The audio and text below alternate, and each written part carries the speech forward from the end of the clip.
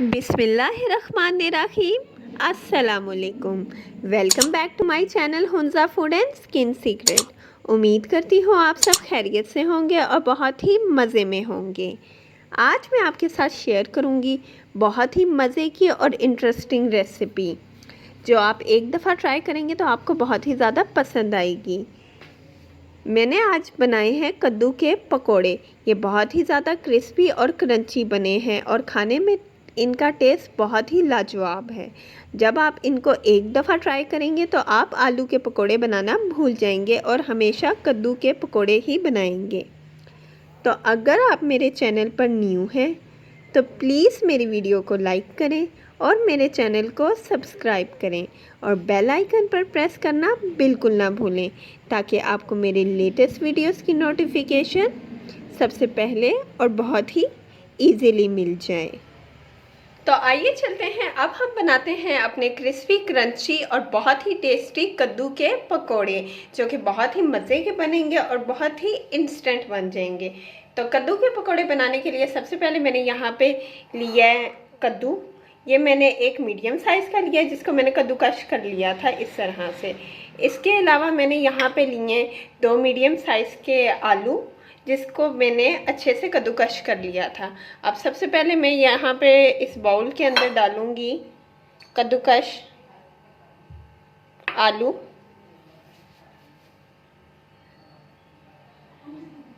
अब मैं इसके अंदर ऐड करने लगी हूँ बाउल के अंदर ये हमारे कद्दूकश किया हुआ कद्दू। इसके अलावा मैं इसके अंदर ऐड करने लगी हूँ हरा प्याज,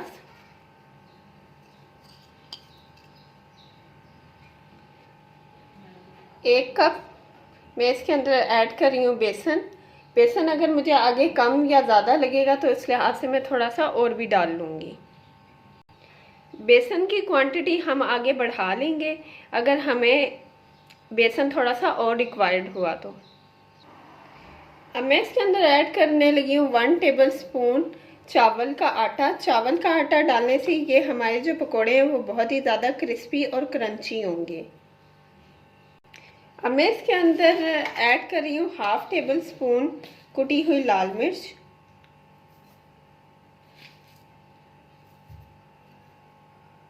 1/2 टीस्पून मैं इसके अंदर ऐड कर रही हूँ लाल मिर्च का पाउडर, 1 टेबल स्पून मैं इसके अंदर ऐड कर रही हूँ कुटा हुआ जीरा और सूखा धनिया।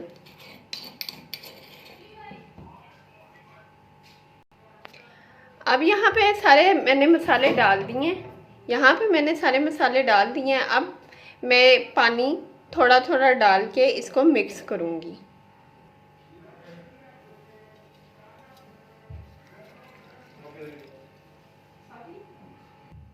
थोड़ा थोड़ा पानी हम इसके अंदर ऐड करते जाएंगे और इसको अच्छे से हम बैटर को मिक्स करेंगे।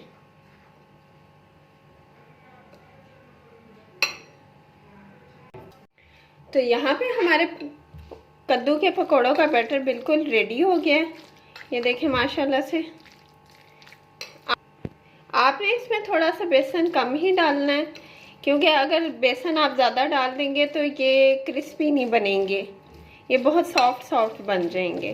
तो नमक अभी मैंने स्टेज पे नहीं डाला, जब मैं इसको फ्राई करने लगूंगी पकौड़ों को तब मैं नमक डालूंगी। अगर नमक हम पहले डाल देंगे तो नमक डालने की वजह से पकौड़ों में पानी आ जाएगा, मतलब फिर वो जो हमारे पकौड़े हैं वो क्रिस्पी नहीं बनेंगे। तो आपने इस चीज़ का ध्यान रखना है कि पहले अगर हम पानी मतलब नमक डाल देंगे तो हमारा जो ये बैटर है वो पानी छोड़ जाएगा। तो अब मैं इसके अंदर ऐड कर रही हूँ हरा धनिया,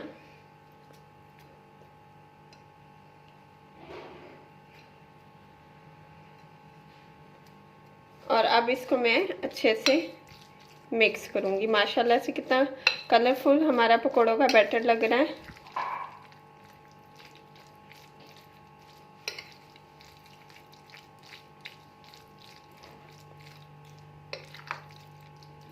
तो आइए चलते हैं, अब हम अपने नेक्स्ट स्टेप पे जाते हैं और हम इन मज़ेदार से पकोड़ों को अब हम फ्राई करते हैं, तो चलते हैं अब हम नेक्स्ट स्टेप की तरफ और इनको फ्राई करते हैं। तो अब मैं यहाँ पे नमक हस्बे ज़ायक़ा डाल रही हूँ। आप अपने टेस्ट के मुताबिक जितना आप नमक खाते हैं कम या ज़्यादा कर सकते हैं, या जितनी क्वांटिटी में आप पकोड़े बना रहे हैं कद्दू के, आप उसी लिहाज से अपने टेस्ट के मुताबिक डाल सकते हैं। तो ऑयल हमारा गर्म हो गया है। अब मैं बहुत ही एहतियात के साथ इसके अंदर आस्ता आस्ता करके पकोड़े डाल रही हूँ। आपने बिल्कुल तेज़ी नहीं करनी, ये ना हो कि मतलब ऑयल की छींट हमारे हाथ पर भी पड़ सकती है। तो आपने बहुत ही एहतियात के साथ पकोड़े डालने हैं। अगर आप बहुत ज़्यादा प्रोफेशनल हैं तो आप हाथ से भी डाल सकते हैं, लेकिन मैं यहाँ पे एहतियात के तौर पर चम्मच से डाल रही हूँ, वो मेरे लिए ज़्यादा इजी है। तो ये देखें गरम गरम तेल में जा रहे हैं हमारे पकोड़े और बहुत ही अच्छी इसकी माशाल्लाह से लुक आ रही है। अब मैं इसको आस्ता आस्ता हिला रही हूँ।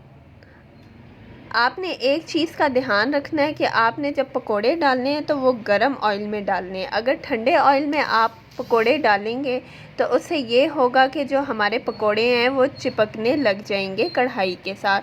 तो ये थोड़ी सी टिप्स एंड ट्रिक्स हैं जिनको आपने फॉलो करना है, तो आपके बहुत ही ज़्यादा अच्छे और प्रोफेशनल किस्म के पकोड़े बनेंगे, बिल्कुल बाज़ार जैसे बाज़ार के होते हैं। तो यहाँ पे 5 मिनट तक मैं इनको फ्राई करूँगी। जब बहुत ही प्यारा सा खूबसूरत सा गोल्डन कलर आ जाएगा तो मैं हमारे पकोड़ों को कढ़ाई से बाहर निकाल लूँगी।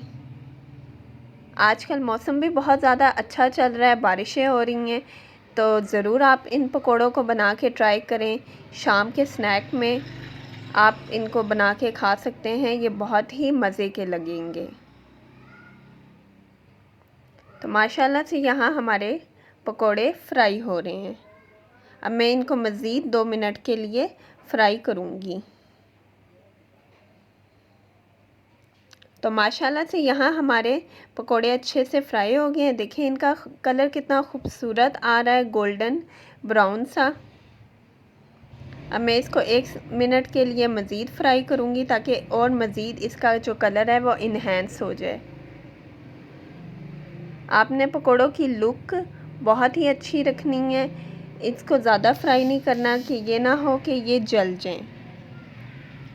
तो अब मैं हमारे पकोड़ों को अच्छे से बाहर निकाल रही हूँ। ये देखें इसकी माशाल्लाह से लुक। बाकी के जो पकोड़े रह गए हैं उनको भी मैं इसी तरीके से बनाऊंगी हमारे। तो माशाल्लाह से यहाँ पे हमारे पकोड़े बिल्कुल रेडी हो गए हैं। इन पकोड़ों को आप इंजॉय कर सकते हैं मेरी होममेड ग्रीन चटनी के साथ, होममेड केचप के साथ और होममेड ग्रीन चिली। ये आपको बहुत ही पसंद आएंगे। माशाल्लाह से ये बहुत ही क्रिस्पी और बहुत ही क्रंची हैं। तो आपने इस रेसिपी को ज़रूर ट्राई करना है। नेक्स्ट मैं आपके लिए ऐसी ही अच्छी और मज़े की रेसिपीज़ लेकर आऊँगी और आपके साथ शेयर करूँगी।